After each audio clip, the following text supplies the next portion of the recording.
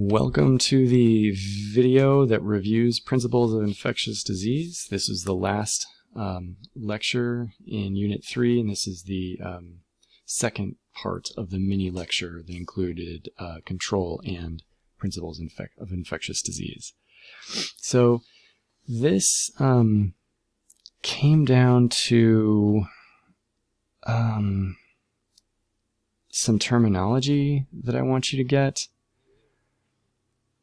Something that we're going to skip, and then some other terminology. So I'm just going to run through it and list the terminology again. Make sure you know the difference between disease versus infection. Disease is always bad. Infection is not. This was a hard thing for me to learn because I didn't come from a clinical background, but I did research in grad school with some clinical researchers, and I used to feed bacteria to insects for research, and they would say, how exactly do you infect those insects with those bacteria? And I'd say, what are you talking about? I'm feeding them. They're not pathogens. But they were right. If you're starting the growth of an organism inside something, you are infecting it, and that is that. What is a pathogen? What is a symptom versus a sign? Give some examples of the difference between a symptom versus a sign. You'll notice in the Unit 4 slides, you see this abbreviation a lot because a lot of times it's easiest just to say signs and symptoms, because every disease is going to have both subjective things the patient experiences and objective things that you can measure, and it's just pointless to say one or the other when really every disease has both. A réservoir. This is a delicious French word that refers to what? It refers to a source of pathogens, and that can be everything from something in the environment to, well, usually something in the environment. There are different ideas here. There are carriers, and those are people who are infected long-term without necessarily experiencing disease, but they shed a pathogen. So the clearest example of this is someone with what's the word I'm looking for?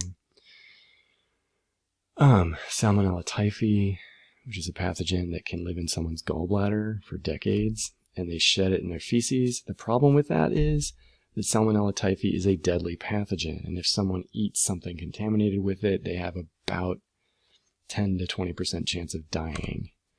And so that person who has it in their gallbladder and just excretes it without ever getting sick kills people everywhere they go. That's an example of a carrier. A vector is a different thing. A vector, again, is something that transmits a pathogen from one organism to another. So the best example of a vector is a mosquito. Ticks are vectors. Many people would also say that toddlers and preschoolers are vectors because they go to school, get a disease, and bring it home. But that's cynical. Why would we talk that way? And then a useful word and a great thing to think about is a fomite. And this is a what's the word I'm looking for? Inert surface, like a doorknob or a table or a pen, that is a source of pathogens. So someone can touch it and leave pathogens there, and someone else touches it and picks them up.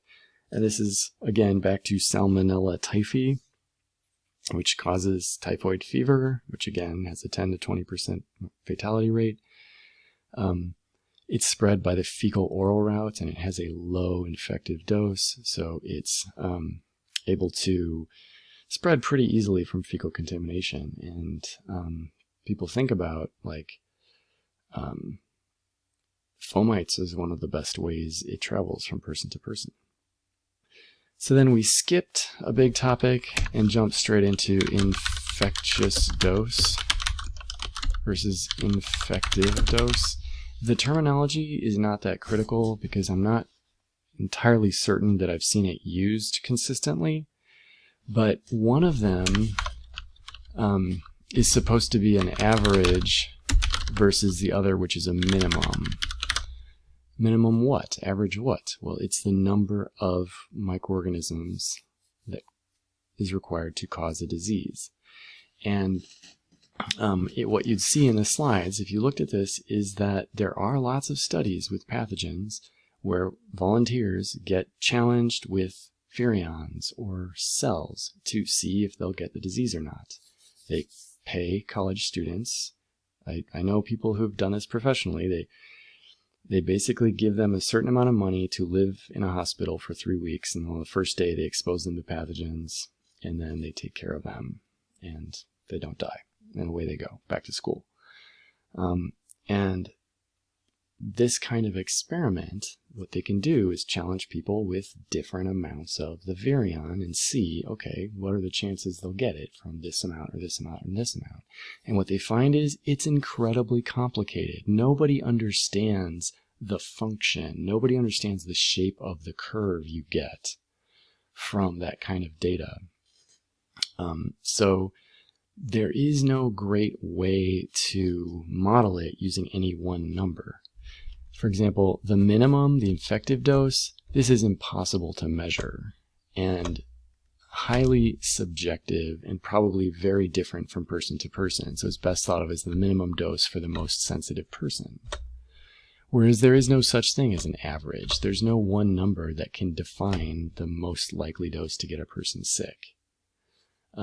Average would make sense if it were a bell-shaped curve. ID 50 would make sense if it were symmetrical and nice, but it's none of those things. So the idea you should take home is just that one virion doesn't get you sick. Some number gets you sick. And that number could be big or could be small, depending on which virion it is, which disease it is. And either way, you want to use some kind of disinfection technology to get it below that number, whatever that number might be. And that's it for this one. And then in winter 2023, we skipped Koch's postulates. If you're seeing this in a later term, check the that term's vocabulary list or study guide to see whether we covered that. And probably you would know if we had, because it takes time to go over it. Okay, I will see you all later. Good luck studying.